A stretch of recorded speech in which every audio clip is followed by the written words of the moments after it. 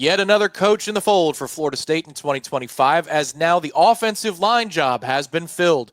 UCF's Herb Hand, a top assistant to new Florida State offensive coordinator Gus Malzahn, is now coming to Tallahassee to coach the offensive line. He's Gene Williams, founder and administrator of Warchant.com. My name is Tom Lang, and here on Warchant TV today, we are filling you in on the offseason of change for Florida State.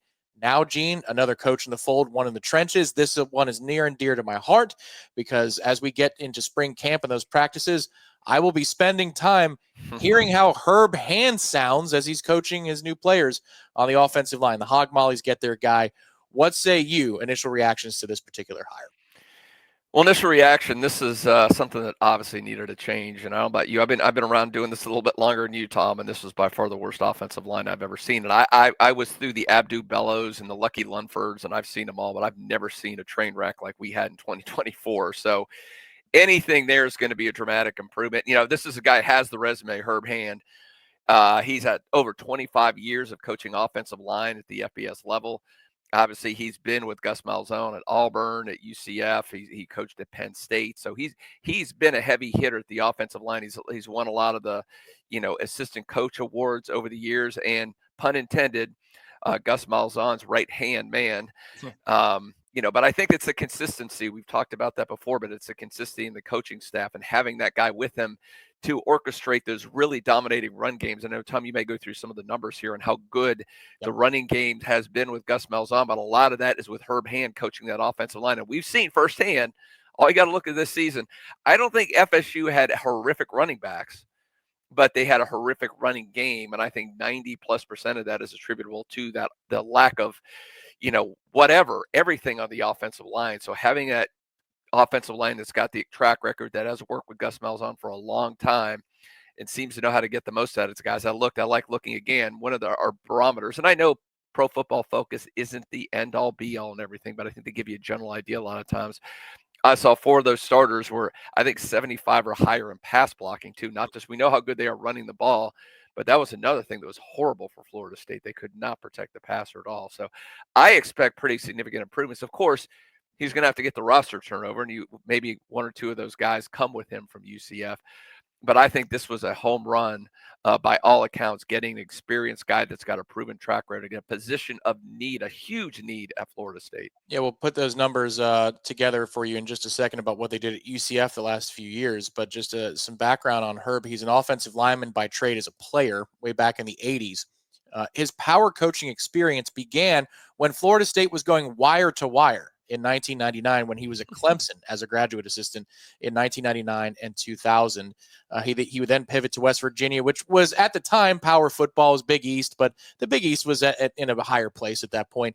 Then here comes the connection with Mike Norvell. 3 years coaching with Mike Norvell. He was at Tulsa on that staff where Gus Malzahn was in a higher position, and Mike was a graduate assistant for 2 years. But then he stayed at Tulsa for 1 year longer than Gus Malzahn did, and he was the assistant head coach and offensive coordinator. Well, in 2009, Mike Norvell was the passing game coordinator and wide receivers coach. So these 2 gentlemen have worked together in game planning. It was 15 years ago, but they worked together. They were in the room for game plans at Tulsa back in 2009. And since then, if you like power coaching experience, Herb Hand at Vandy, Penn State, Auburn, Texas, and then finally at UCF, where in the last 3 years, Gene, I know the pass protection grades have been good, but the run production has been very good. The last 3 seasons, UCF has been top 20 in the country in yards per carry. That's not total rushing offense, which, you can have 40 carries or 15 carries for your total rushing offense. I'm talking about efficiency on a carry-by-carry basis. UCF has been top 20 the last 3 seasons. They were number 3 in the country this year. So you've got an excellent resume that's coming to Tallahassee. You got a guy with power coaching experience, and now we're seeing it. Tony White, 45 years old on the defensive side. On the offensive side, Gus Malzahn in his late 50s, Herb Hand at 56.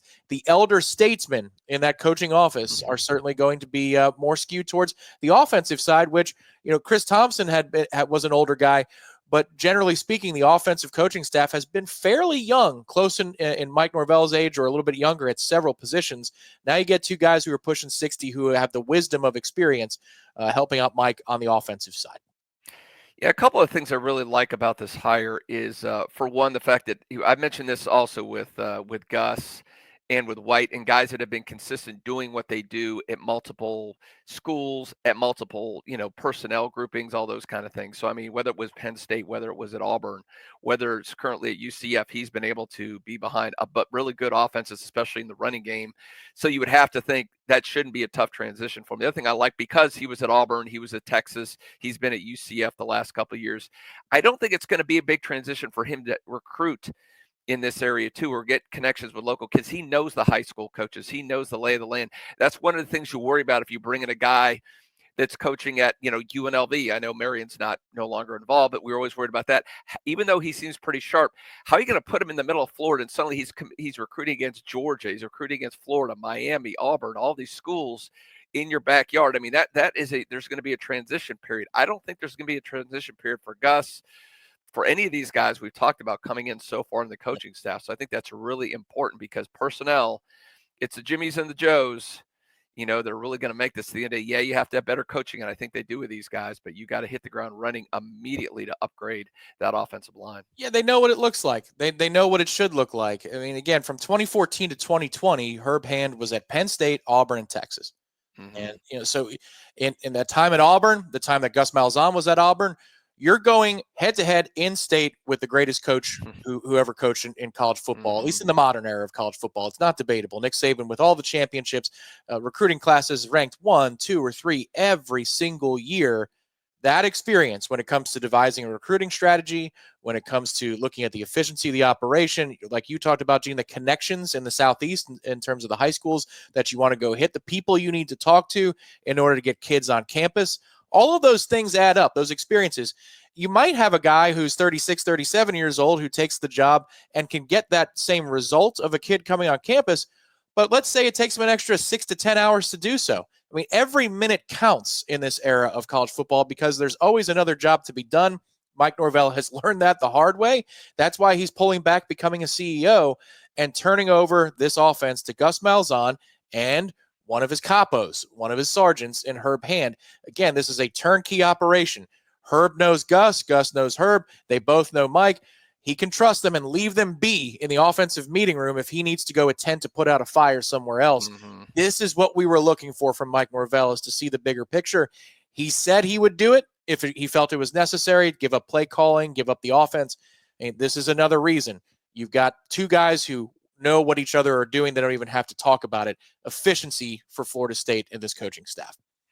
I'm glad you brought that up, Tom, because this was always one of the things that I think is difficult for coaches, and that's to give stuff up. They really haven't, most of them, for a good reason, they have an elevated opinion of themselves, and they think they can always do something better than everybody else. And we had a couple coaches ago that wouldn't give up anything, and it ended up being his downfall. And it still probably was his downfall at the next school he went to.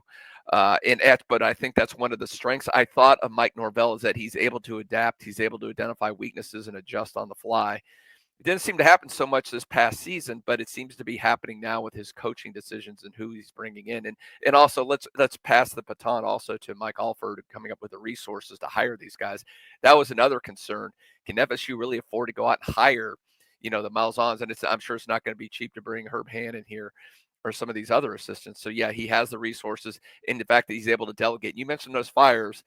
I think those fires are a lot more numerous and a lot hotter than they were just a few years ago with NIL and transfer portal and all those things you have to deal with nowadays. So you really, the day of a coach being intimately involved as an offensive coordinator or a defensive coordinator, I think those days are gone. You have to be that CEO and deal with these other aspects of the college game and delegate it to good people to run those two sides of the football. Again, just such a long resume. This is somebody who is qualified for the position and then some. And maybe there's a day where college football has checks and balances where the head coach can go back to being coordinator and being micromanager day to day.